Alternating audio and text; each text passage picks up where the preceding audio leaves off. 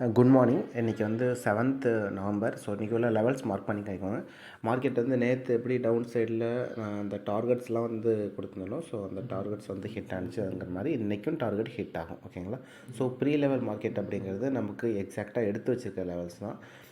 இப்போ வந்து market close ஆனது 25,638.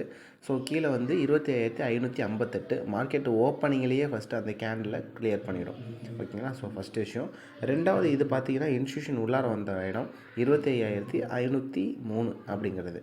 ஸோ அது வந்து செகண்ட் டார்கெட் ஆக்ட் ஆகும். அடுத்த டார்கெட் வந்து 25,413. இதெல்லாம் ரொம்ப இம்பார்ட்டண்ட் லெவல்ஸு. இந்த லெவல்ஸுக்கு கண்டிப்பாக மார்க்கெட் ரியாக்ட் ஆகும். ஏன்னா நம்ம எடுக்க அந்த லெவல் பார்த்திங்கன்னா எஸ்எம்சி எப்போல்லாம் உள்ளார வந்தாங்களோ உள்ளார வந்து மார்க்கெட்டை புஷ் பண்ணி மேலே கொண்டு போனாங்க.